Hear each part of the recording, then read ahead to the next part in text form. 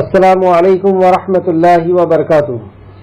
الحمد للہ ان الحمد للہ نحمده ونستعینه ونستغفره ونعوذ باللہ من شرور انفسنا ومن سیئات اعمالنا من يهده الله فلا مضل له ومن يضلل الله فلا هادي له واشهد ان لا اله الا الله واشهد ان محمدا عبده ورسوله اما بعد فان خير الحديث كتاب الله وخير الهدي هدي محمد صلى الله عليه وعلى اله وسلم وشر الامور محدثاتها وكل محدثة بدعة وكل بدعة ضلالة وكل ضلالة في النار۔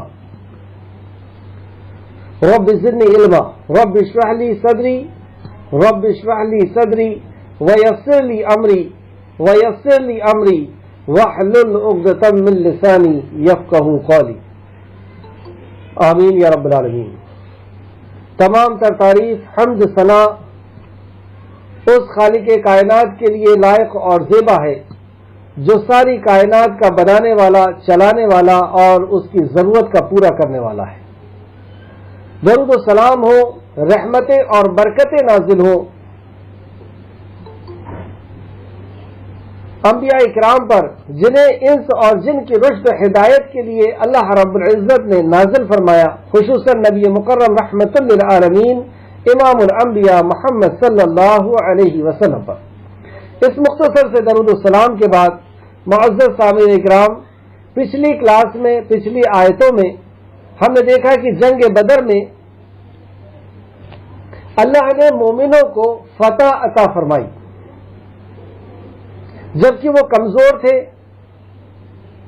لیکن اللہ نے ان کے حق کی بنیاد پر، ان کی اطاعت اور فرمانبرداری کی بنا پر کہ انہوں نے اللہ اور اللہ کے نبی کے حکموں کو مانا، اس لیے ان کی مدد فرمائی اور ان کے اوپر عذاب نازل فرمایا جنہوں نے اللہ اور اللہ کے نبی کی نافرمانی کی۔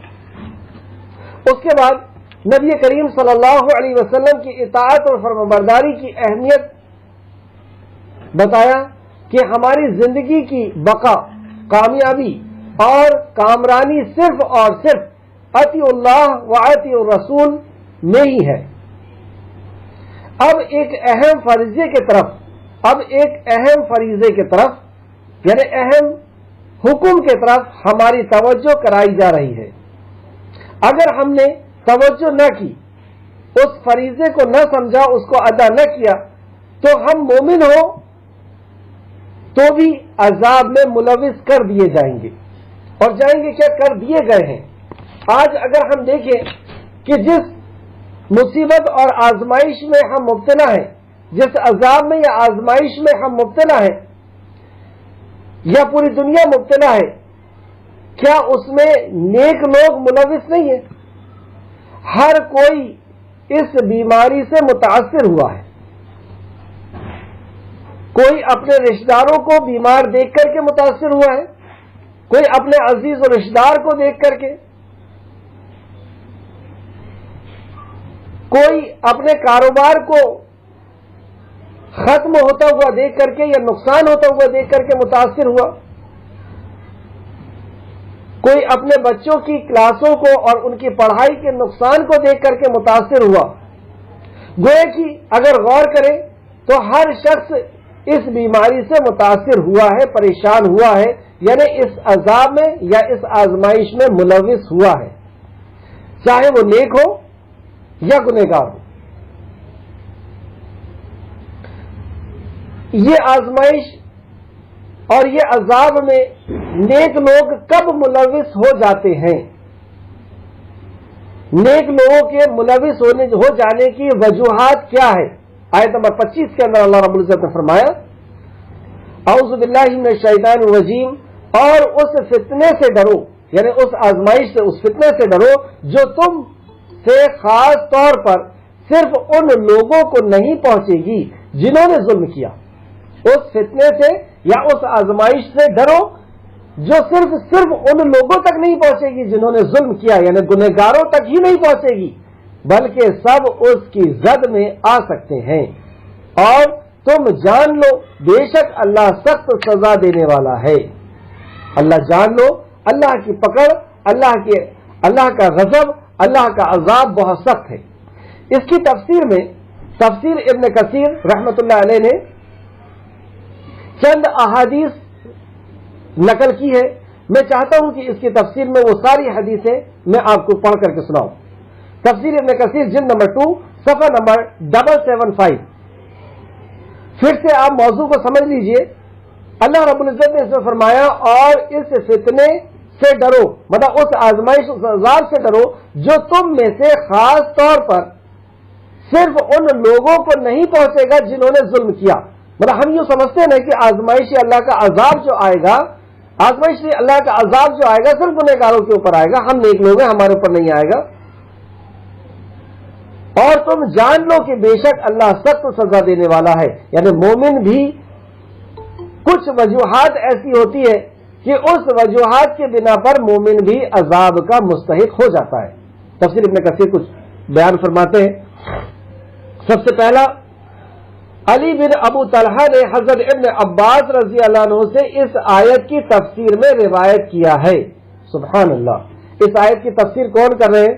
حضرت ابن عباس رضی اللہ عنہ کر رہے ہیں، جو صحابی رسول ہیں، جو قرآن کے بڑے مفسروں میں سے ہیں۔ اور آپ دیکھتے ہیں کہ ہر آیت کی تفسیر میں ابن عباس کا قول ضرور ملتا ہے رضی اللہ عنہ۔ پھر سے دیکھیں، علی بن ابو طلحہ نے حضرت ابن عباس رضی اللہ عنہ سے اس آیت کی تفسیر میں روایت کیا ہے کہ یہ خطاب خصوصیت کے ساتھ صحابہ کرام سے ہے۔ مطلب یہ خطاب اللہ رب العزت نے مکہ کی فتح ہو گئی، نبی مکرم کی اطاعت و فرمانبرداری کے بارے میں اللہ نے پچھلی کلاس میں ہم دیکھتے ہیں پیچھے کی آیتوں میں اللہ نے بیان فرمایا، اور اب مومنوں سے وہ خاص جماعت جو صحابہ کرام کی ہے ان سے خطاب کر کے اور ان کی توجہ اس خاص عمل کی طرف اللہ رب العزت کرا رہا ہے۔ جہاد کے بعد جہاد کی آیتیں نازل ہوئی اور اس کے بعد اللہ رب العزت نے اس عمل پہ توجہ دلائی۔ اب صحابہ کرام کی بھی توجہ اگر اس پر سے ہٹ جائے، یہ صرف ایک اگزامپل دیا گیا، جبکہ صحابہ کرام کی توجہ کبھی اس عمل سے نہیں ہٹی۔ جب نبی مکرم نے آخری خطبہ بیان فرمایا کہ میری بات تمہارے پاس امانت ہے، تو سارے صحابہ پوری دنیا کے اندر پھیل گئے، صحابہ کی نظر اس عمل سے کبھی نہیں ہٹی۔ لیکن اللہ رب العزت بات کی اہمیت کو بتانے اور جتانے کے لیے یہ بیان فرما رہا ہے کہ اگر ان کی بھی توجہ ہٹ جاتی تو یہ بھی عذاب میں ملوث کر دیے جاتے۔ جب اتنے قیمتی اور اتنے ایمان والے اور اتنے معزز جن کے بارے میں اللہ نے رضی اللہ عنہ و رضوا عنہ کا خطاب دے دیا، وہ بھی اگر اس حکم سے دور ہو گئے تو وہ بھی عذاب سے بچیں گے نہیں، تو ہم کہاں پہ لگتے ہیں؟ ہمارا کیا شمار ہمارے تقوی کا، ہماری طہارت کا، ہمارے اعمال کا، اور ہماری کیا وقت ہے اور کیا وقت ہے ان کے سامنے؟ اور اگر ہم نے اس فریضے کو چھوڑ دیا تو ہم بچ جائیں گے، یہ سوچ ہماری غلط ہے۔ اسی فریضے کو چھوڑنے کی بنیاد پر آج ہم عذاب میں ملوث ہوئے۔ اب اس پہ غور کریں کہ احادیث کیا بیان فرماتی ہے۔ یہ جو میں نے ابھی آپ کو حدیث بنایا، یہ تفسیر القرطبی کی تھی، جلد نمبر 7 صفحہ نمبر 391، اور تفسیر ابن کثیر دارالسلام جلد نمبر 2 صفحہ نمبر 775 سے میں نے بیان کرنا اب میں شروع کر رہا ہوں۔ دوسری حدیث دیکھتے ہیں، حضرت ابن عباس رضی اللہ عنہ ہی سے ایک دوسری روایت میں یہ روایت ہے کہ اللہ تعالی نے مومنوں کو حکم دیا ہے کہ وہ اپنے معاشرے میں برائی کو باقی نہ رہنے دیں، ورنہ سب کو اللہ تعالیٰ اپنے عذاب میں لپیٹ لے گا۔ ابن عباس اس کی تفسیر میں کیا فرماتے ہیں؟ پھر سے سماعت فرمائیں۔ حضرت ابن عباس رضی اللہ عنہ کی سے ایک دوسری روایت میں ہے کہ اللہ تعالیٰ نے مومنوں کو حکم دیا ہے کہ وہ اپنے معاشرے میں، یعنی اپنے سماج میں، اپنی سوسائٹی میں، اپنے خاندان میں، اپنے رشتہ داروں میں، اپنے گھر میں، اپنے پڑوسیوں میں برائی کو باقی نہ رہنے دیں۔ اگر رہنے دیے برائی کو باقی، شرک اور بدعت کو دیکھتے ہوئے اور اللہ کی نافرمانیوں کو دیکھتے ہوئے اگر ہم خاموش رہے، بیوی نافرمانی کر رہی ہے، اولاد نافرمانی کر رہی ہے، رشتہ دار نافرمانی کر رہا ہے اور ہم خاموش رہے، ورنہ اللہ فرماتا ہے ابن عباس فرماتے ہیں ورنہ سب کو اللہ تعالیٰ اپنے عذاب میں لپیٹ لے گا، مطلب اب نیک لوگ بھی لپٹ جائیں گے۔ تیسری، امام احمد نے بروایت حضرت حذیفہ بن یمان رضی اللہ عنہ کی بیان کیا ہے کہ رسول کریم صلی اللہ علیہ وسلم نے فرمایا، اس ذات کی قسم، کون قسم کھا رہا ہے؟ نبی کریم صلی اللہ علیہ وسلم اپنے صحابہ کے سامنے قسم کھا رہے، جبکہ نبی مکرم کا ایک اشارے پر صحابہ کرام گردن اپنی حاضر کر دیا کرتے تھے، اپنی پوری زندگیاں، اپنی پوری خوشیاں اور اپنی پوری دولت کو نچھاور کر دیا کرتے تھے۔ وہ صحابی کی توجہ کو اور زیادہ اپنے طرف اور اس احکام کے طرف لانے کے لیے نبی مکرم نے قسم کھائی، اور قسم کس کی؟ اس ذات کی۔ نبی مکرم کہتے ہیں اس ذات کی قسم جس کے ہاتھ میں میری جان ہے، اللہ رب العزت کی قسم کھائیں، تم ضرور، یہ تم کون ہے؟ یہ مومنوں سے خطاب ہے، تم ضرور نیکی کا حکم دو گے اور برائی سے منع کرو گے، یا پھر اگر تم نے نیکی کا حکم اور برائی سے نہیں روکا تو یا پھر اللہ تعالیٰ تم پر اپنا عذاب بھیج دے گا۔ کس کے اوپر؟ مومنوں کے اوپر۔ یا یہ خطاب کے اول مخاطب جو تھے وہ صحابہ کرام تھے، اور قیامت تک آنے والا ہر مومن اس کا مخاطب ہے، اس حدیث کا مخاطب ہے، نبی مکرم کا مخاطب ہے کہ نبی مکرم نے فرمایا کہ تم ضرور بالضرور تأمرون بالمعروف وتنہون عن المنکر کرتے رہنا، ورنہ تم پر عذاب مسلط کر دیا جائے گا، پھر تم اس سے دعا کرو گے مگر تمہاری دعا قبول نہ کی جائے گی۔ اللہ اکبر، ایک ہی تو در ہے، اور مومن تو صرف اسی در پہ جاتا ہے، اور اس کے علاوہ کوئی دعا کا سننے والا، اس کے علاوہ کوئی فریاد کا سننے والا، اس کے علاوہ ہماری حاجت اور ضرورت کا پورا کرنے والا اور کوئی نہیں، اور وہ در بھی ہم سے روٹ جائے، وہ رب بھی ہم سے روٹ جائے تو پھر ہم کہاں جائیں گے؟ نبی مکرم نے اللہ رب العزت کی قسم کھا کر کے بتا دیا کہ اگر تم نے تأمرون بالمعروف وتنہون عن المنکر نہیں کیے تو اللہ رب العزت تم پر عذاب بھی نازل کرے گا، اور تمہاری توبہ اور تمہارے گناہ اور تمہاری دعاؤں کو بھی قبول نہیں کرے گا۔ کیا آج خانہ کعبہ کا غلاف پکڑ کر کے دعا نہیں مانگی جا رہی؟ کیا آج اللہ رب العزت سے نیک لوگ راتوں میں اٹھ کر کے دعا نہیں مانگ رہے؟ لیکن اللہ رب العزت کا یہ غضب ہم پر مسلط ہو چکا ہے۔ مسند احمد جلد نمبر 5 حدیث نمبر 389، مسند احمد جلد نمبر 5 حدیث نمبر 388 اور 389، تفسیر ابن کثیر 775۔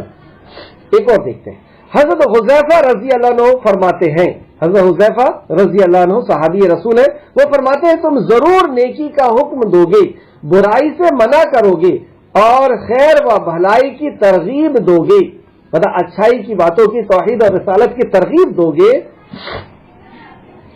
یا پھر اللہ تعالیٰ تم سب کو اپنے عذاب کے گرفت میں لے لے گا، مطلب اگر ایسا نہیں کیے تو تم سب کو، یعنی نیک اور بد سب کو اپنے عذاب کی گرفت میں، گھیرے میں لے لے گا، یا تمہارے برے لوگوں کو تمہارے حاکم بنا دے گا، مطلب ظالم لوگوں کو، برے لوگوں کو، جو دنیا کے اندر برے لوگ ہیں وہ تمہارے حاکم بن جائیں گے، وہ تمہارے بادشاہ بن جائیں گے، پھر تمہارے نیک لوگ دعا کریں گے اور قبول نہ کی جائے گی۔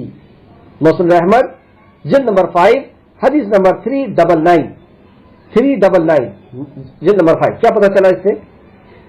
کہ آج ہم نے اس فریضے کو چھوڑ دیا، یا اکثروں نے چھوڑ دیا اور کھلم کھلا اللہ کی نافرمانی ہونے لگی، تو اللہ رب العزت نے ہم پر ظالم بادشاہوں کو مسلط کر دیا، پھر تمہارے نیک لوگ دعا کریں گے اور نیک لوگوں کی بھی دعا قبول نہ کی جائے گی۔ ایک اور حدیث امام احمد ہی نے نعمان بن بشیر رضی اللہ عنہ کی روایت کو بیان کیا ہے کہ انہوں نے خطبہ دیتے ہوئے اپنی دونوں انگلیوں سے اپنے کانوں کی طرف اشارہ کرتے ہوئے کہا کہ میں نے رسول کریم صلی اللہ علیہ وسلم سے سنا، آپ نے فرمایا۔ کیا پتہ چلا؟ صحابی رسول ممبر پر ہیں اور آپ نے خطبہ دیتے ہوئے اپنی انگلی کو کان کی طرف اشارہ کیا، کہا میں نے رسول کریم صلی اللہ علیہ وسلم سے سنا، یعنی اس کان سے میں نے نبی مکرم کا فرمان سنا ہے۔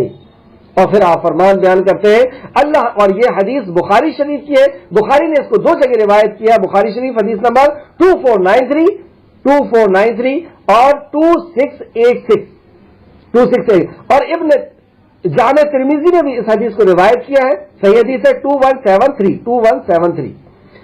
क्या बयान फरमाते हैं सहाबी रसूल कान की तरफ इशारा करके, मैंने रसूल करीम सल्लल्लाहु अलैहि वसल्लम से सुना, अल्लाह ताला के हुदूद पर कायम रहने वाले, उसमें वाक़े होने वाले, यानी अल्लाह ताला के हुदूद जो अल्लाह ने हराम किया है उससे रुक जाने वाले, हलाल किया है उसको इस्तेमाल करने वाले, और अवामिर और नवाही का पास और लिहाज रखने वाले, ख्याल रखने वाले, अल्लाह के हुक्म का ख्याल रखने वाले, उससे रुक जाने वाले, जिससे रोका उससे रुक जाने वालों के लिए कि मिसाल उन लोगों की तरह है, मतलब ऐसे लोगों की मिसाल उन लोगों की तरह है। क्या पता चला?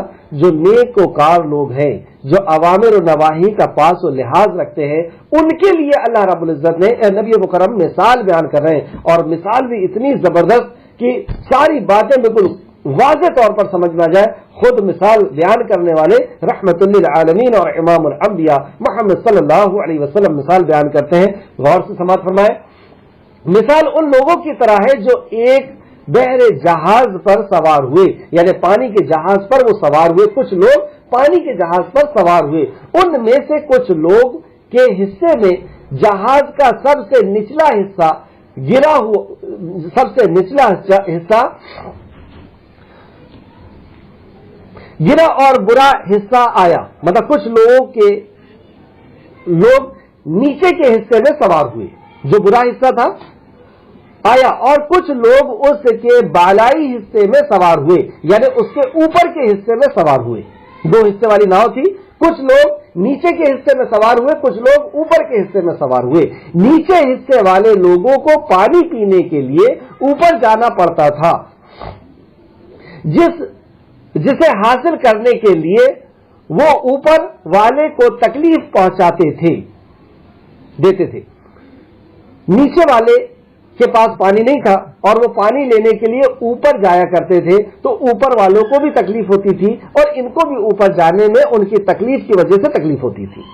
अगर ऊपर वाले उन नीचे वालों को उनके हालत, तो इन्होंने क्या किया, इसलिए वो कहने लगे, मतलब नीचे वाले ये कहते हैं कि बार बार ऊपर जाना पड़ता है, हम एक काम करते हैं नीचे ही सुराख कर लेते हैं, यानी पानी जहाज के अंदर गड्ढा कर लेते हैं और समुद्र का पानी फिर हमारे पास आने लगेगा। तो इसलिए वो कहने लगे कि अगर हम हिस्से में सुराख कर लें तो इससे पानी भी हासिल कर लेंगे और ऊपर वालों को तकलीफ भी नहीं होगी। अगर ऊपर वाले, और अगर ऐसा वो करें कि वो नीचे गड्ढा कर लें और पानी के जहाज से समुद्र का पानी आना शुरू हो जाए जहाज के अंदर, तो क्या होगा?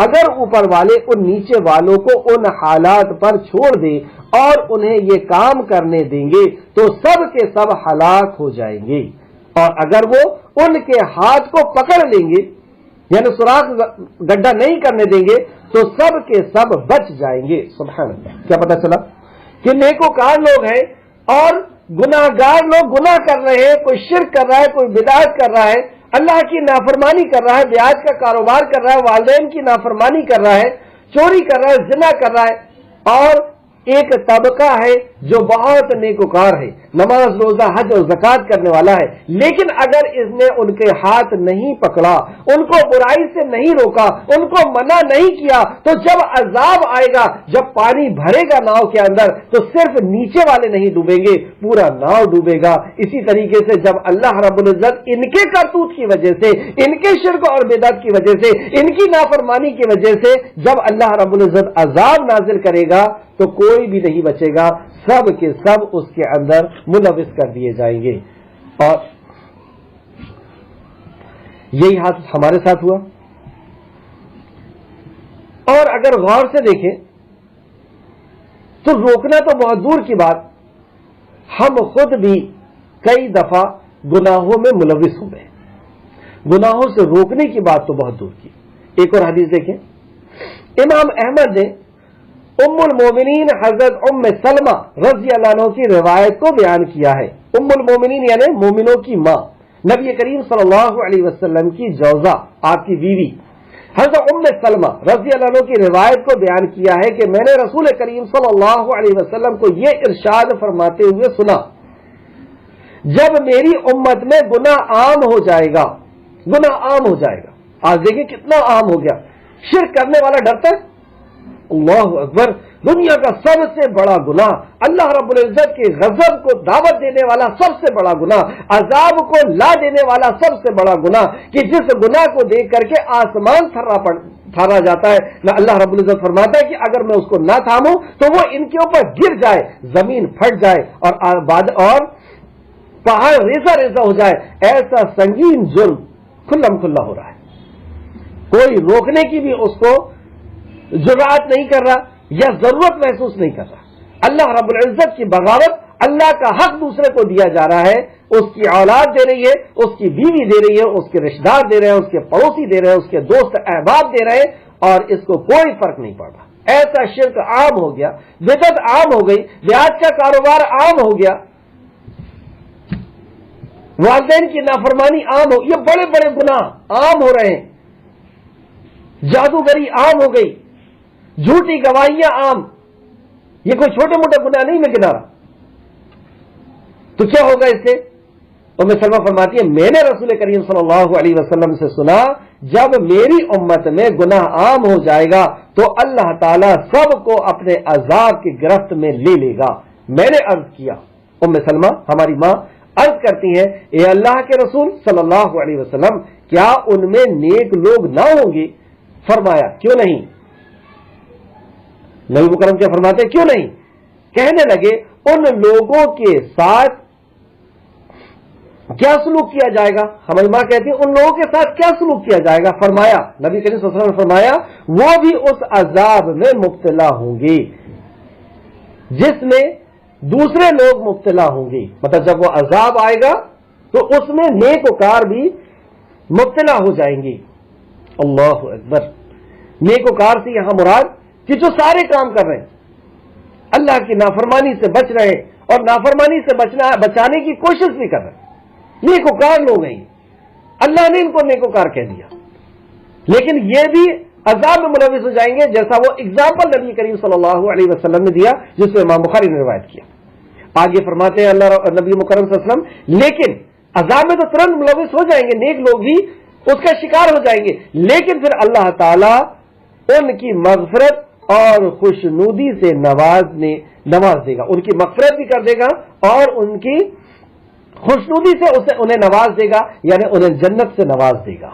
لیکن دنیا میں اس عذاب سے بچ نہیں پائیں گے، تو دنیا میں عذاب سے بچنے کے لیے کیا کرنا ہوگا؟ سب کو مل کر کے اللہ کی نافرمانی سے لوگوں کو روکنا ہوگا، بچانا ہوگا۔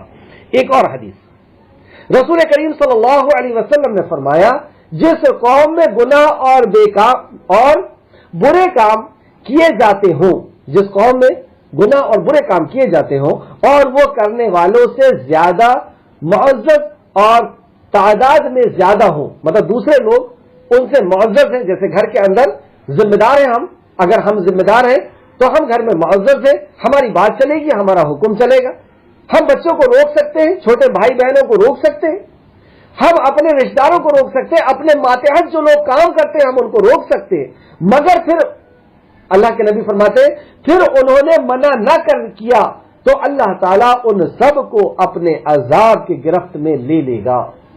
ہمارے پاس طاقت ہے، زبان ہے، ہم بول سکتے ہیں، سمجھا سکتے ہیں، بتا سکتے ہیں، لیکن اگر ہم نے نہیں بتایا تو ہم بھی عذاب میں ملوث کر دیے جائیں گے۔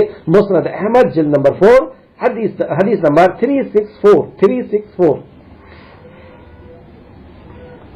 اب ہم عذاب میں تو ملوث ہو گئے، اس سے نکلنے کے لیے کیا کریں؟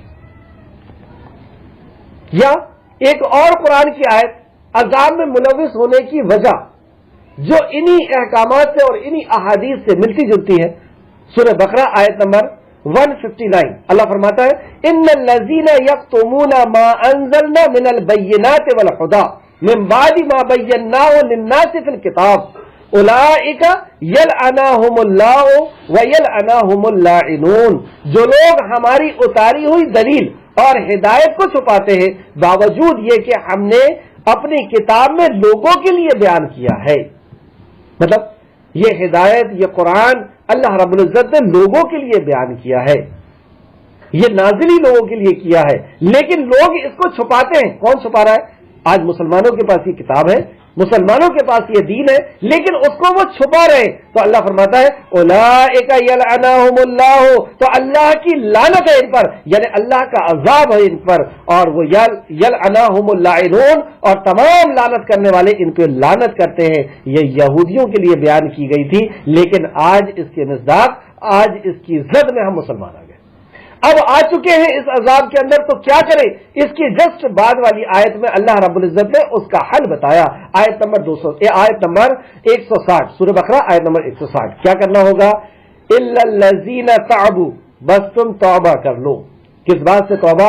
کہ ہم نے یہ علم نہ سیکھا اور نہ دوسروں تک پہنچایا، نہ ہم نے قرآن کو سیکھا، نہ حدیث کو سیکھا جانا، نہ اس کو دوسروں تک پہنچایا، اور جانتے بھی تھے تو بھی ہم نے نہیں پہنچایا۔ ہم جانتے تو تھے یہ بات کہ یہ ساری کائنات کے خالق اور مالک کی طرف سے نازل کیا ہوا کلام ہے، ہم یہ جانتے تو یہ بات کہ یہ نبی کریم صلی اللہ علیہ وسلم اللہ کے آخری نبی ہیں، آخری عیشدوت ہے، یہی کل کی اوتار ہے، ہم یہ جانتے تھے، لیکن اس کے بعد بھی ہم نے اپنے ہم وطن بھائیوں سے اس کو چھپایا، ہم نے اس کلام کو، نبی کے فرمان کو، نبی کی سیرت کو چھپایا ہے ہم نے، تو ہم اس گناہ سے توبہ کریں۔ ہم نے اس کو گناہ بھی نہیں جانا، ہم نے زنا کو تو گناہ جانا، چوری کو تو گناہ جانا، لیکن اس پیغام کو چھپانا، اس کو ہم نے گناہ نہ جانا، اس امانت کو ہم نے چھپایا اور اس کو ہم نے گناہ نہ جانا۔ تو اللہ فرماتا ہے الا الذین تعبوا، بس تم توبہ کر لو، اور اس کے بعد کیا کرو؟ واصلحوا، اور اپنی اصلاح کر لو، اپنے اندر سے بگاڑ کو نکال لو، وبینوا، اور بیان کر دو۔ کیا بیان کر دو؟ جس دین کو تم نے چھپایا اس کو بیان کر دو، لیکن یہ تیسری بات ہے، تیسری مرحلہ ہے۔ پہلا مرحلہ کیا ہے؟ پہلے توبہ کر لو، پھر اصلاح کر لو، یعنی اپنے اندر سے جو بگاڑ ہے اس کو نکال دو، اور پھر اس کے بعد وبینوا، اور بیان کر دو۔ فاولئک اتوب علیہم، تو اللہ رب العزت تمہارے گناہوں کو معاف کر دے۔ وانا التواب الرحیم، اور اللہ توبہ قبول کرنے والا اور رحمان ہے۔ رحمان کب ہے؟ یہ تین کام کرنا ہوگا۔ اللہ مجھے اور ہم سب کو سچی توفیق عطا فرما دے، توبہ کرنے کی، اپنی اصلاح کرنے کی، یعنی اپنی برائیوں کو نکال دینے کی، اور جو چھپائے ہیں ہم وطنوں سے اللہ رب العزت کے پیغام کو اس کو تک دوسروں تک پہنچانے کی ہمیں توفیق اور رفیق عطا فرمائے۔ اس کے بعد اللہ توبہ قبول کرے گا اور اس عذاب سے ہم سب کو چھٹکارا دے گا انشاءاللہ تعالی۔ اللہ رب العزت سے دعا ہے کہ اللہ رب العزت سارے مومنوں کو توبہ کرنے، اصلاح کرنے اور اس بیان کو لوگوں تک پہنچانے کی توفیق اور رفیق عطا فرمائے، اور ہم سب کو اس میں شامل فرما لے، آمین یا رب العالمین۔ آیت نمبر 26۔ اور یاد کرو جب تم بہت تھوڑے تھے، مکہ کے اندر بہت تھوڑے تھے، ابتدائی دور میں مدینہ میں بہت تھوڑے تھے، بعد میں ذوق در ذوق لوگ اسلام قبول کیے، لیکن شروع میں تو یہ بہت تھوڑے تھے، زمین میں کمزور سمجھے جاتے تھے، جو نہیں وہی ڈرا دیتا تھا، دھمکا دیتا تھا، مارتا تھا، گھسیٹتا تھا، گھیچتا تھا، تم کمزور سمجھے جاتے تھے، تم اس بات سے ڈرتے تھے کہ کہیں لوگ تمہیں اچک نہ لے جائیں، مطلب کہیں تمہیں تباہ اور برباد نہ کر دیں، تمہیں ختم نہ کر دیں، تم ڈرتے رہتے تھے، تم سہمے رہتے تھے، تو اللہ نے تمہیں ٹھکانہ دیا، مطلب مدینہ میں ٹھکانہ دیا، جنگ بدر، جنگ احد میں تمہیں ٹھکانہ دیا، تمہیں فتح اور نصرت عطا فرمائی، اور اپنی نصرت کے ساتھ تمہاری تائید کی، تمہاری مدد کی، اور تمہیں پاکیزہ چیزوں سے رزق دیا تاکہ تم شکر کرو۔ سبحان اللہ، اتنی بڑی نعمت جنگ بدر کے اندر، جنگ احد کے اندر، اور مکہ کے سے تمہیں نجات دلایا، اور مدینہ کے اندر تمہیں قائم کیا، تمہاری ریاست قائم کی، اتنی بڑی بڑی نعمت دینے کے بعد اللہ رب العزت بدلے میں کیا چاہ رہا ہے؟ بس تم شکر کر لو۔ اس آیت میں کیا سبق ملتا ہے؟ کہ ہم اللہ کا شکر ادا کریں، شکر ادا کرنے سے اللہ خوش ہوتا ہے اور نعمتیں بڑھا دیتا ہے۔ مطلب یہ ساری نعمت، اور اتنی نعمت کی جن کو ہم نہ دیکھ پا رہے ہیں، نہ گن پا رہے ہیں، نہ جان پا رہے ہیں، کئی نعمتیں ایسی ہیں کہ جن کو ہم جانتے تک نہیں۔ یہ ساری نعمت دینے کے بعد ہمارا خالق اور مالک ہم سے کیا چاہتا ہے بدلے میں؟ کہ اللہ کا شکر کرو، الحمدللہ کہہ دو۔ اور شیطان نے بھی یہی وعدہ کیا تھا، یا اللہ مجھے مہلت دے دے تو اکثر کو ناشکرا پائے گا۔ یہ شکر اور ناشکرا کیا چیز ہے کہ ایک طرف جنت آ رہی اور ایک طرف جہنم آ رہی؟ ناشکری یہ ہے کہ جو نعمتیں اللہ رب العزت نے دی ہے اس کا کریڈٹ ہم اپنے آپ کو دیں، کہ میں نے جنگ بدر میں ایسا لڑا تھا، مدینہ میں مکہ کے اندر جنگ احد کے اندر ایسا لڑا تھا، ایسا صحابہ نے نہیں کہا۔ ہمیں بھی جو نعمتیں ملی ہیں کہیں ایسا نہ ہو کہ ہم یہ کہیں کہ یہ میرے ٹیلنٹ کی وجہ سے ہوا، میری ڈگری کی وجہ سے ہوا، میری دکان اور میرے طاقت کی وجہ سے، میری صلاحیت کی وجہ سے یہ میں نے حاصل کیا۔ کیا کہیں ہم، یا میرے بابا کی وجہ سے مجھے مل گیا، میں نے چادر چڑھا دیا تھا اس لیے ہو گیا، اپنا فلاح کر دیا تھا اس لیے ہو گیا۔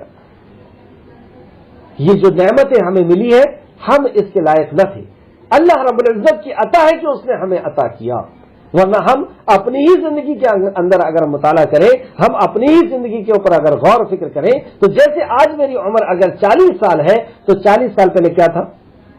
حقیر قطرہ کیا تھے ہم۔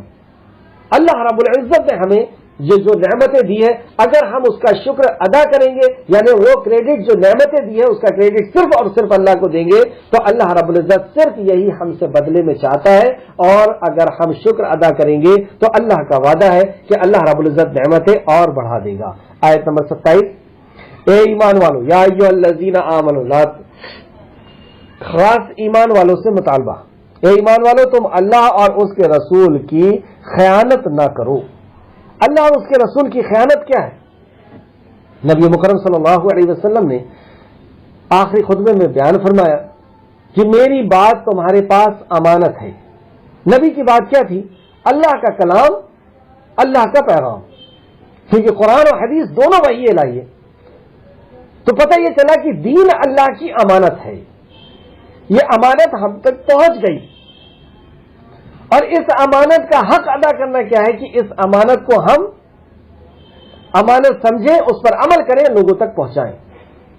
دوسرا کہ مومنوں کے راز اگر کوئی ہیں، مومن کہیں حملہ کرنے والے ہیں یا ان کے اوپر حملہ ہونے والا ہے یا کوئی بھی ایسے راز ہیں، تو اس راز کا پاس و لحاظ رکھیں، وہ راز دوسروں تک نہ پہنچنے دیں، یہ سب امانت کے اندر آئے گا۔ دین کی امانت یعنی نبی اور اللہ کے نبی کی امانت یعنی دین کے اندر بھی کوئی بات امانت ہے تو اس کا بھی ہمیں پاس و لحاظ رکھنا ہوگا۔ دوسرا جز، اور نہ تم آپس میں امانت میں خیانت کرو جب کہ تم جانتے ہو۔ پہلی امانت اللہ اور اللہ کے نبی کا حق ہے، مطلب اللہ اور اللہ کے نبی کی امانت، اس کو اللہ رب العزت نے پہلے درجے پہ رکھا، اور دوسرے درجے پہ ہماری آپس کی امانت، ہم کچھ پیسے لین دین کی امانت رکھ رہے ہیں، یا ہم اپنی کوئی بات کی امانت کسی کو سونپ رہے ہیں کہ میری بات ہے، یہ میرا راز ہے، یہ اس کو امانت رکھنا، تو اس امانت کی خیانت کرنے سے اللہ رب العزت نے اس آیت کے اندر روکا۔ اور جان لو یقیناً تمہارے مال اور تمہاری اولاد فتنہ ہے، فتنہ ہے یعنی آزمائش ہے، اور جان لو بے شک اللہ ہی کے پاس اجر عظیم ہے۔ تو تمہاری اولاد اور تمہارا مال جو ہے وہ فتنہ ہے، یہ آزمائش کے طور پہ تمہیں دیا گیا ہے۔ بیوی ہے، بچے ہیں، اچھی صحت ہے، اچھا کاروبار ہے، اچھا گھر ہے، یہ سب کچھ دے کر کے اللہ دیکھ رہا ہے کہ تم اللہ رب العزت کی فرما برداری کرتے ہو یا نہیں، یا کہیں ایسا تو نہیں کہ ان نعمتوں کو پا کر کے اور اسی میں گم ہو کر کے رہ گئے ہو۔ اس تعلق سے تفسیر آپ دیکھتے ہیں، تفسیر ابن کثیر جلد نمبر 2 صفحہ نمبر 779 کے اندر کیا فرماتے ہیں؟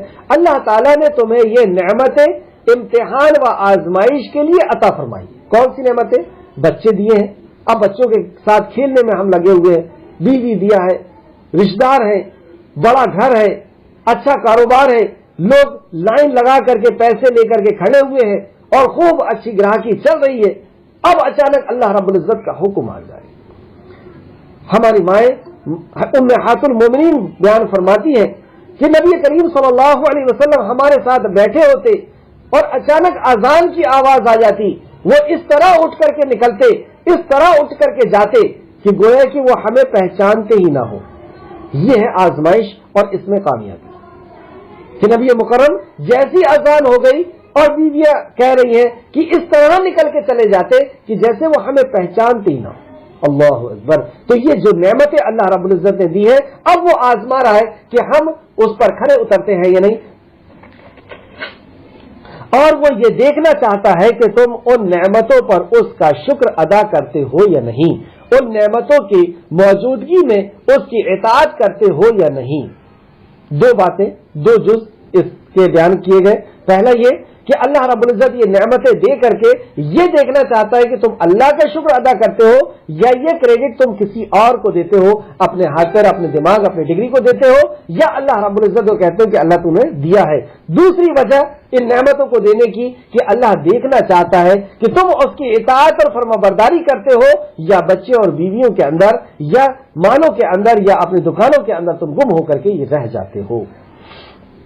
अल्लाह रब्बुल इज्जत फरमाता है सूरह तगाबुन आयत नंबर 15, सूरह तगाबुन आयत नंबर 15, बिलाशुबा तुम्हारा माल और तुम्हारी औलाद आजमाइश है और अल्लाह ही के हां बड़ा अज्र है। और फरमाया, दूसरी जगह अल्लाह फरमाता है, मतलब अल्लाह ने इसको आजमाइश बनाया है कि ये नेमतें तुम्हें दे दी, अब वो ये देखना चाहता है कि तुम इनकी बात मानते हो या अल्लाह रब्बुल इज्जत की, या इनके उसमें सूरह लुक़मान आयत नंबर 9 के अंदर अल्लाह फरमाता है, सूरह लुक़मान आयत नंबर 9, मोमिनो तुम्हारा माल और तुम्हारी औलाद तुमको अल्लाह की याद से गाफिल न कर दी, और जो कोई ऐसा करेगा तो वही लोग खसारा उठाने वाले हैं, यानी नुकसान उठाने वाले हैं। इस दुनिया में भी तबाह और बर्बाद होने वाले हैं और उस दुनिया में भी तबाह और बर्बाद होने वाले हैं, कब्र में, हश्र में, और हमेशा हमेशा की जिंदगी में तबाह और बर्बाद होने वाले हैं। फिर से आयत समाअत फरमाए, मोमिनो किसको खिताब है? या अय्युहल्लज़ीना आमनू। साहबा फरमाते जब हम ये बात सुनते या अय्युहल्लज़ीना आमनू तो हम चौकन्ना हो जाते कि हमारा खालिक हमसे कुछ खिताब करने वाला है।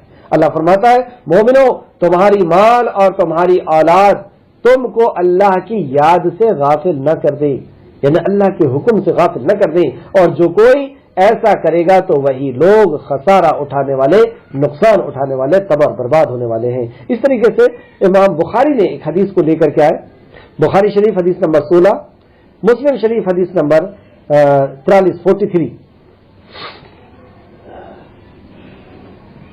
सही हदीस में है कि रसूल करीम सल्लल्लाहु अलैहि वसल्लम ने फरमाया, 3 चीजें ऐसी हैं कि जिस शख्स में वो मौजूद होगी तो वो उनके साथ ईमान की हलावत को पा लेगा, यानी ईमान की मिठास को पा लेगा। हमने ईमान की मिठास को पाया है या नहीं? अगर ये 3 चीजें हमारे अंदर है तो हमने जरूर ईमान की मिठास को पा लिया। और एक बार ईमान की मिठास अगर कोई पा ले, अल्लाहु अकबर, क्या वो वापस लौट सकता है? तो उस ईमान की मिठास को पाने के लिए ये 3 सिफत हमें अपने अंदर लेकर के आना होगा। अल्लाह रब्बुल इज्जत हम सबको तौफीक और रफीक अता फरमाए कि हम पूरी जद्दोजहद करके और ये 3 सिफत अपने अंदर ले आए, क्योंकि जिसने ये सिफत पा लिया उसने ईमान की मिठास पा लिया। नबी करीम सल्लल्लाहु अलैहि वसल्लम फरमाते हैं, पहला, जिसे अल्लाह और उसके रसूल दिगर तमाम चीजों की निस्बत ज्यादा महबूब हो जाएं। अल्लाह और अल्लाह के रसूल दुनिया की हर चीज से ज्यादा महबूब हो जाएं। मतलब क्या हुआ? अल्लाह का हुक्म, अल्लाह के नबी का हुक्म, क्योंकि अल्लाह और अल्लाह के नबी खुश कब होंगे? जब हम उनके हुक्मों पर अमल करेंगे। तो अल्लाह के नबी का हुक्म, अल्लाह का हुक्म दुनिया की हर चीज से ज्यादा महबूब हो जाए। इज्जत चली जाए तो चली जाए, दौलत चली जाए तो चली जाए, और नेमतें और जिंदगी चली जाए, वक्त चला जाए तो चला जाए, अल्लाह और अल्लाह के नबी की नाराजगी हासिल ना हो, क्योंकि ये तो देन ही उसकी है। फिर से देखें, 3 चीजें ऐसी हैं कि जिस शख्स में वो मौजूद होगी तो वो उसके साथ ईमान की हलावत को पा लेगा, मिठास को पा लेगा, जिसे अल्लाह और उसके जिसे अल्लाह और उसका रसूल दिगर तमाम चीजों की निस्बत ज्यादा महबूब हो जाए। दूसरा, और जो शख्स किसी से मोहब्बत करता हो तो सिर्फ अल्लाह ही के लिए मोहब्बत करता हो। अब हम देख लें, हम किस किन से मोहब्बत करते हैं, कितने इंसानों से हम मोहब्बत करते हैं, और किन किन लोगों से हम सिर्फ और सिर्फ अल्लाह की रजा के लिए मोहब्बत करते हैं। अल्लाह रब्बुल इज्जत हमें किसी से मोहब्बत करने वाला बनाए तो सिर्फ और सिर्फ अपनी रजा के लिए। आमीन या रब्बुल आलमीन। फिर देखें दूसरा, और जो शख्स किसी से मोहब्बत करता हो तो महज अल्लाह ही की लिए मोहब्बत करता हो। मां से मोहब्बत कर रहा, क्यों कर रहा? अल्लाह रब्बुल इज्जत का हुक्म है। बीवी से कर रहा, बच्चों से कर रहा, रिश्तेदारों से मोहब्बत कर रहा, या कोई दोस्त अहबाब से मोहब्बत कर रहा है, दुनिया की लालच के लिए नहीं। عزت کے لیے، شہرت کے لیے، صدر بن جانے کے لیے، صدارت مل جانے کے لیے، اس کے لیے نہیں، دنیا کی چاہت نہیں، صرف اللہ کی رضا کے لیے۔ جسے، اور تیسرا، جسے آگ میں ڈال دیا جانا زیادہ پسندیدہ ہو اس سے کہ وہ دوبارہ کفر کے طرف لوٹ جائے، جبکہ اللہ تعالیٰ نے اس سے نجات دے دی ہے، مطلب اللہ رب العزت نے اسے ہدایت دے دی، اسے سمجھا دیا شرک کیا ہے، بدعت کیا ہے، اور وہ شرک اور بدعت کی طرف جانا سے زیادہ محبوب آگ کی طرف جانا پسند کرتا ہے، کہ اسے لوگ آگ میں ڈال دے تو اسے منظور ہے، لیکن وہ دوبارہ شرک اور کفر میں نہیں لوٹتا۔ یہ تین صفت جس کے اندر آ جاتی ہے وہ ایمان کی مٹھاس کو حاصل کر لیتا ہے۔ اللہ رب العزت ہم سب کو توفیق اور رفیق عطا فرمائے۔ آج کی کلاس کی آخری آیت نمبر 29۔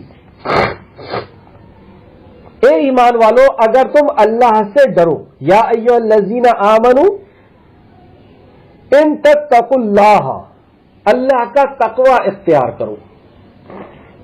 تقوی کی فضیلت اس آیت کے اندر بتائی گئی۔ اگر ہم تقوی اختیار کریں گے، اللہ رب العزت کا ڈر، چھوٹے سے گناہ سے بچ جانا اور بڑے سے بڑے گناہ سے بچ جانا، یہ تقوی ہے۔ کیوں بچنا؟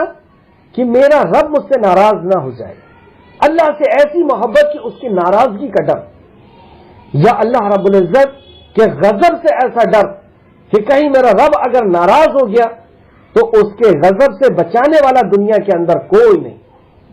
اللہ اگر ناراض ہو گیا، اللہ اگر سزا دینے پہ آ گیا تو پوری دنیا کی طاقت اسے بچا نہیں سکتی۔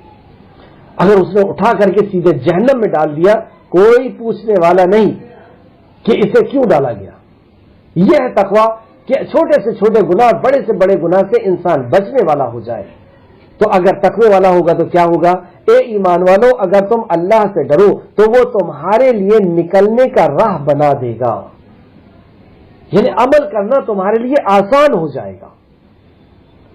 تفصیل دیکھتے ہیں۔ جو شخص اللہ تعالی سے ڈر کر اس کے احکام کو بجا لائے اور اس کے منع کردہ امور سے اجتناب کرے تو اسے یقیناً حق و باطل میں فرق کرنے کی توفیق بھی مل جائے گی، کیونکہ یہاں پہ اللہ رب العزت نے جو لفظ استعمال کیا، یجعل لکم فرقانا، یعنی حق اور باطل میں فیصلہ کرنے کی تمیز اللہ رب العزت اس کو عطا کر دے گا۔ مطلب یہ ہوا کہ حق اور باطل کو تو سب جانتے ہیں لیکن اس میں تمیز نہیں کر پاتے، یعنی حق کے اوپر کھڑے نہیں ہو پاتے، نیک کام کر نہیں پاتے۔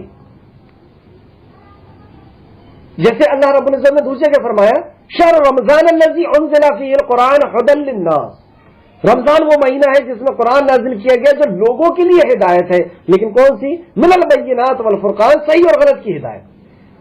عمل کون کر پائے گا؟ حق اور باطل کی پہچان تو ہمیں ہو گئی،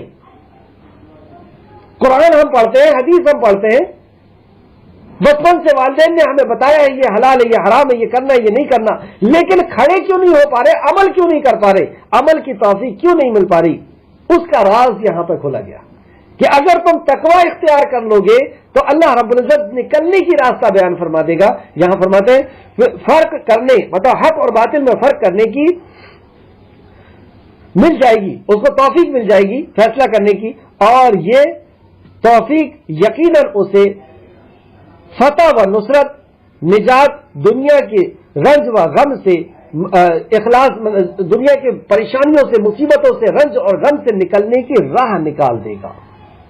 پھر سے سمجھا، جو تقوی اختیار کرے گا وہ دنیا کے اندر رنج اور غم اور پریشانی میں اگر وہ مبتلا ہے اور اس نے تقوی اختیار کر لیا کہ اب زندگی گزرے گی تو اللہ کے حکم پر، اللہ کے نبی کے حکم پر گزرے گی۔ ان صلاتی ونسخی ومحیای ومماتی للہ رب العالمین، اب میری نماز، میری قربانی، میرا جینا، میرا مرنا صرف اللہ رب العزت کے لیے ہوگا، اسی کی رضا کے لیے ہوگا۔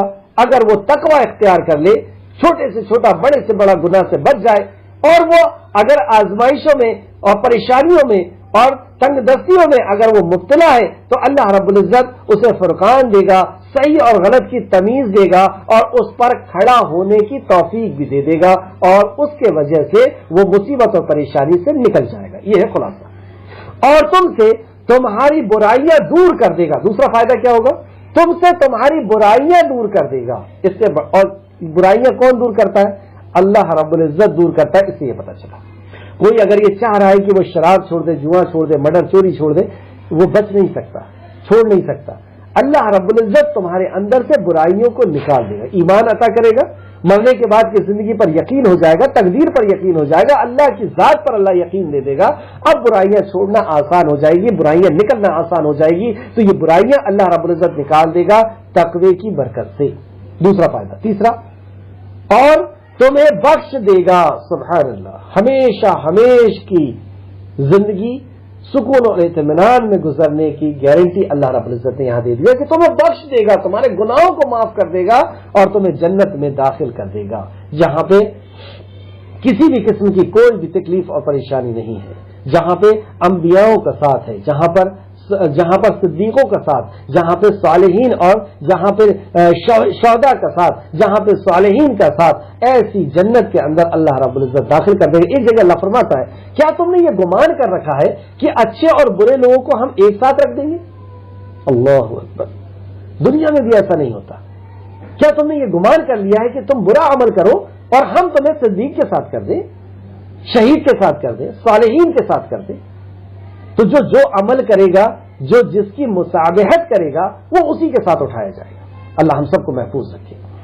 یہاں پہ تیسری بات اللہ نے فرمائی، اور تمہیں بخش دے گا، اور اللہ بہت بڑا فضل والا ہے. اللہ رب العزت بہت فضل اور کرم کرنے والا ہے. یہ فضل اور کرم کب؟ اگر ہم تقوی اختیار کریں گے تو اللہ رب العزت نکلنے کی راہ بھی نکالے گا، اور تمہارے سے تمہاری برائیاں، ہمارے اندر جتنی بھی برائیاں ہیں ان برائیوں کو بھی اللہ دور کر دے گا اور نجات بھی عطا فرما دے گا. سورہ حدید آیت نمبر 28 کے اندر بھی آپ دیکھ سکتے ہیں. سورہ حدید آیت نمبر 28 میں اللہ فرماتا ہے، مومنو تم اللہ سے ڈرو اور اس کے پیغمبر پر ایمان لاؤ. اللہ سے ڈرو یعنی تقوی اختیار کرو، اور پیغمبر پر ایمان لاؤ یعنی ان کی اطاعت و فرما برداری کرو. ایمان لاؤ، وہ تمہیں اپنی رحمت سے دگنا اجر عطا فرمائے گا. اپنی رحمت سے جو تم نیکی کر رہے ہو اس کا دگنا اجر عطا فرمائے گا، اور تمہارے لیے روشنی کر دے گا جس میں تم چلو گے. سبحان اللہ. تمہارے لیے روشنی کر دے گا جس میں تم چلو گے. کیا پتہ چلا؟ عمل کی توفیق دے دے گا. روشنی تو ہے، ہمیں تو پتا ہے کیا ہے حلال کیا حرام ہے، لیکن چل پا رہے نہیں چل پا رہے، تو یہ روشنی عطا کر دے گا اللہ رب العزت. مطلب اس پر تم چل پاؤ گے اور وہ تم کو بخش دے گا، اور اللہ بخشنے والا مہربان ہے. یہ آیت اس آیت سے کتنی زیادہ ملتی جلتی ہے. پھر سے آپ دیکھیں، مومنوں خطاب کس سے؟ یا ایھا الذین آمنوا. اوپر بھی خطاب ایمان والوں سے، یہاں پر بھی خطاب ایمان والوں سے، اور مطالبہ وہی کہ تم اللہ کا تقوی اختیار کر لو. مومنو تم اللہ کا تقوی اختیار کرو، اللہ کا ڈر اختیار کرو، اور اس کے پیغمبر پر ایمان لاؤ یعنی پیغمبر کی بات کو مانو، ان کی اطاعت و فرما برداری کرو. وہ تمہیں اپنی رحمت سے دگنا اجر عطا فرمائے گا. جو عمل کرو گے، جو تم صدقہ و خیرات کرو گے، جو بھی تم کرو گے اس سے دگنا تم کو عطا کر دے گا، اور تمہارے لیے روشنی کر دے گا جس میں تم چلو گے. مطلب اللہ اپنا وہ نور تمہیں دے دے گا، وہ اللہ رب العزت اپنے احکامات، اپنی وحی، اپنا علم تمہیں دے دے گا، اور اس پر تم چلو گے یعنی تمہیں عمل کی توفیق بھی دے دے گا، اور وہ تم کو بخش دے گا. اور اللہ بخشنے والا اور مہربان ہے. اللہ رب العزت سے دعا ہے کہ اللہ رب العزت جس بات کی توجہ ہمیں نبی کریم صلی اللہ علیہ وسلم نے ہر خطبے میں دلائی، نبی مکرم ہر خطبے میں، جمعہ کا خطبہ ہوتا، عید کا خطبہ ہوتا، اور یا نکاح کا خطبہ ہوتا، یا عام مجلس کا خطبہ ہوتا، آپ خطبہ حاجہ پڑھتے اور اس کے اندر 3 آیتیں پڑھتے، اور وہ تینوں آیتیں ایک ہی موضوع کی تھی، اور وہ کیا ہے؟ یا ایھا الذین آمنوا اتقوا اللہ. اے ایمان والو اللہ سے ڈرو. یا ایھا الناس اتقوا، اے لوگو اللہ سے ڈرو. یا ایھا الذین آمنوا اتقوا اللہ، اے لوگو اللہ سے ڈرو. تو اس کی وصیت اور نصیحت نبی مکرم صلی اللہ علیہ وسلم ہر خطاب میں فرماتے، اور سارے عمل کا نچوڑ یہی ہے. سارا عمل اللہ کیوں کرواتا ہے؟